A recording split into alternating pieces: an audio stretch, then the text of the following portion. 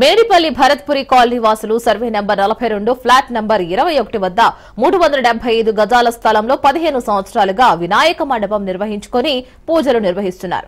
ఈ స్థలాన్ని 1968లో సుభద్రమ్మ పేరుతో ఉంది. అయితే కాలనీ అవసరాలకు ఆ స్థలాన్ని ఇచ్చింది.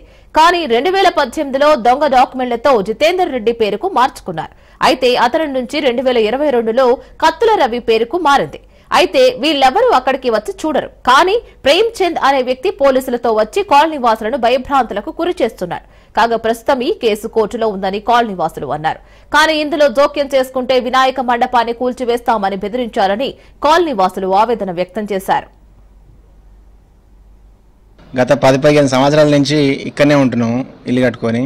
ఈ 15 సంవత్సరాల నుంచి ఇదే ప్లేస్లో మేము వినాయకుని కానీ అమ్మవారిని కానీ జెండా కార్యక్రమం కానీ బతుకమ్మ కార్యక్రమం కానీ అన్నీ అప్పటి నుంచి చేసుకుంటూ వస్తున్నాము. ఎలాంటి ఇబ్బందులు లేకుండా చేసుకుంటూ వస్తున్నాం.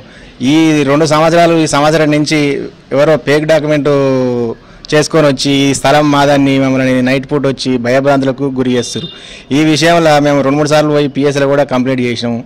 సిపి గారికి కూడా లెటర్ ఇచ్చి వచ్చినాము. సార్ ఆ రోజు బిజీగా ఉండి కలవలే మాకు.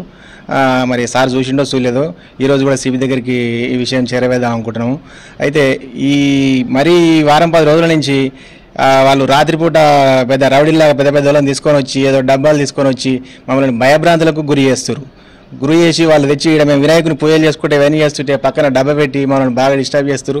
రాత్రిపూట కాలనీలో ఎవరైనా బయటికి వెళ్ళాలంటేనే వాళ్ళని చూసి భయపడే పరిస్థితి వచ్చింది. ఇప్పుడైనా ఇంకా 10 ఏళ్ళకైనా సరే అసలు వారు వచ్చినాడు మేమే పువ్వులలో పెట్టి పక్కన సరసాం ఈ ప్లాట్ని. అంతవరకు ఎవరిని రానియము, మేము కాపాడుతాం దీన్ని. అప్పటి వరకు దీనికి అధికారులు సహకరించాలని కోరుకుంటున్నాయి.